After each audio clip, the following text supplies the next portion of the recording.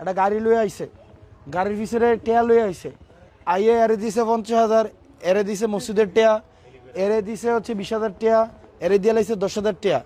এবার আপনার কাছে দিছেন, আপনার খুশি লাগছে, লাগছে না?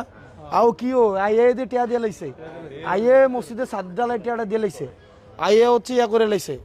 এটা তো কি মানে একটা কত সুন্দর একটা ব্যাপার, ভাল লাগছে না বিষয়টা? ওন হাতে টেয়াটা কি ফ্রি ফ্রি দিছে? হাতে টার্গেটটাই রাখছে, এটা নির্বাচনের পরে, এটা ইনভেস্টমেন্ট, এটা ব্যবসা, এটা হচ্ছে একটা ব্যবসা। এই ব্যবসায় আমি কি করলাম, আমি হচ্ছে ফুজি খাটাইলাম, এই ফুজি খাটানোর পরে আমি কি করব, আমি আস্তে আস্তে আদায় করব। এবার আসেন, একটা এমপি হওয়ার পরে শুধুমাত্র যে রাস্তার থেকে খায় ব্যাপারটা এমন না, হেতের আরো অনেকগুলো সুবিধা পায়। একটা গাড়ি কিনলে ট্যাক্স দিতে হয়।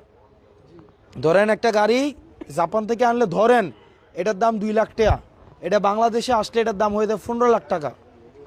একটা এমপি এই গাড়িটারে ট্যাক্স ছাড়াই 2 লাখ টাকা দিয়ে আনতে পারে।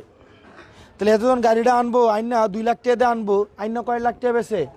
15 লাখ টাকা। এটি তো এই সুবিধা তো আর আপনারা জানেন না। ঢাকা শহরে গিয়ে একটা ফ্ল্যাট পায়, ঢাকা শহরে কি পায়? ফ্ল্যাট পায়। এমপি হিসাবে আরও অনেক জায়গায় ব্যবসাপাতি করে হারা দেশে, এটি হয়তো আপনারা জানেন না। এগুলা কি করে? ব্যবসাপাতি করে। হেতে এই নির্বাচনটার একটা লাইসেন্স হিসাবে নেয়, এটাও একটা কি ব্যবসায়িক ইনভেস্টমেন্ট, এটা কি একটা ব্যবসায়িক ইনভেস্টমেন্ট। এখন যে 10 লাখ টাকা কোনো জায়গায় খরচ করব, এই জায়গা থেকে আপনি 12 লাখ টাকা তুলব। 10 লাখ টাকা খরচ করলে 12 লাখ টাকা তুলব। যারা 10 লাখ টাকা খরচ করে দেখেন, এই নিজের টাকা না কিন্তু, এ ব্যাংক থেকে লোন নেয়।